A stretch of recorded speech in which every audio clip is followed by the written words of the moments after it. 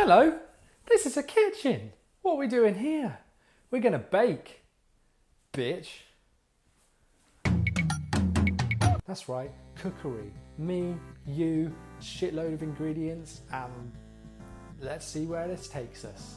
Basically, a while back, for my birthday, a friend of mine bought me these cookie cutters in the shape of dinosaurs. And I was like, let's fucking make some of those. Woo! So without further ado, let's get on with it. Right, so these dinosaur cookie cutters came with a recipe to follow. I find the best thing to do with a recipe is read it once and then throw that shit away.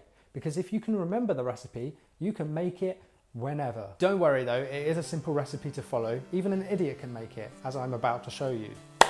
First on the agenda, of course, is to preheat the oven.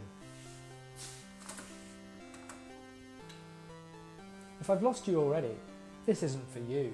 Now over here, we have our ingredients. Don't worry that I've not gone through the list. You'll be able to watch this video and write it down, or rewind it or whatever. Now on regular cooking shows, a professional chef would normally measure out their ingredients beforehand and place them into little separate bowls or ramekins.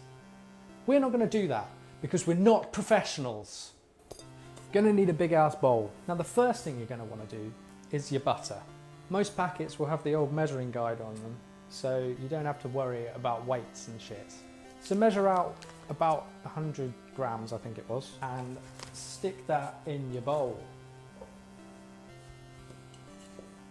Now this is reasonably soft, but if it's not, microwave it. You only want a couple of seconds because otherwise it's going to turn to liquid and you just want to make it soft.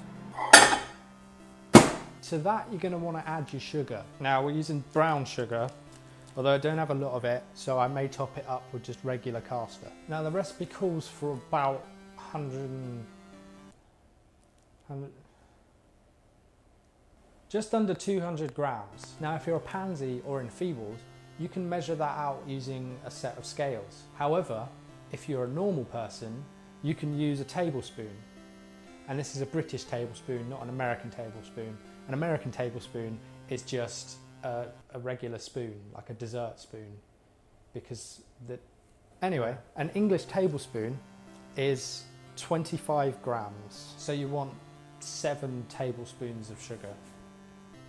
With tablespoons of sugar, you want the spoonfuls rounded, which means that you basically make the other half of the spoon out of sugar. Now we have to do what's called creaming the butter and sugar, where you just mash the sugar into the butter until it has a creamy texture. Mash, mash, mash. You can use this time to practice your cooking smack talk. Nigelissima, more like Ali is better. Mary Berry, more like Mary very bad.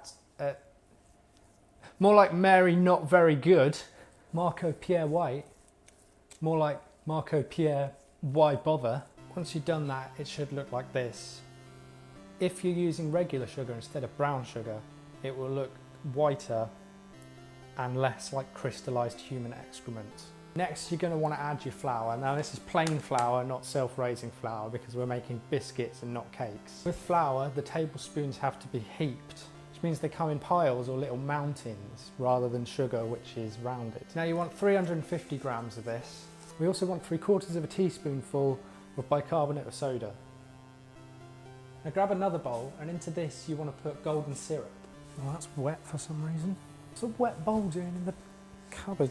4 tablespoons. I love golden syrup, but it don't half get fucking everywhere. Into that, crack 1 egg. Can't do it with 1 egg. Egg. And then beat the 2 together. It's weird, but that's what it said on the recipe, I think.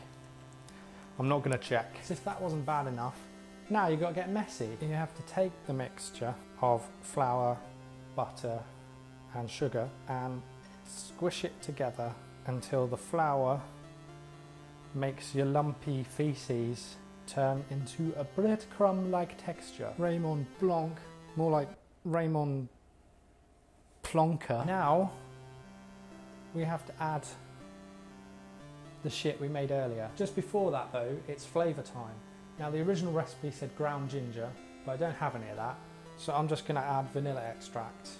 It's just a dab of that, and then, oh boy, in for a penny. Literally just scrunching the wet shit into the dry shit. Now that our dough is done, and my fingers don't look like they're covered in poo anymore, we can move on to everyone's favourite bit, the rolling pin. Put some flour down and roll it out. I was just thinking earlier, I don't think I'm comically inept enough for this to be good. Start cutting out my dinosaurs. Don't think anyone's ever needed a spatula to remove dough from a bloody cutting board. So my dinosaurs are all cut out, you can see them behind me. There's enough dough to make like 3 million, but I got bored after 4. So here are my dinosaurs ready to bake. You can see I got a bit crazy with some flaked almonds on some of them. So they're going to go in the oven for about 10 minutes. And now here are some suggestions for what you can do when you're waiting for something to cook. Read a book. Read an audio book. Bust a move.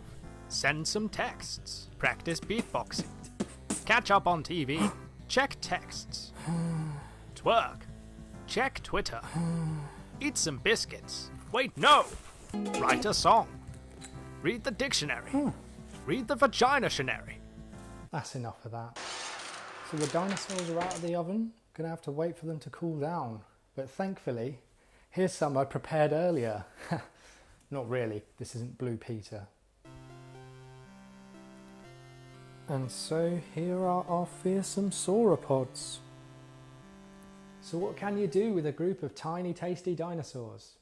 If you said eat them, you're unimaginative and don't deserve a tasty tiny dinosaur. The answer, of course, is tiny dinosaur dioramas. Dinoramas.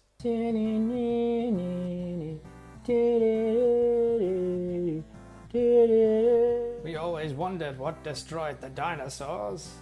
It was me.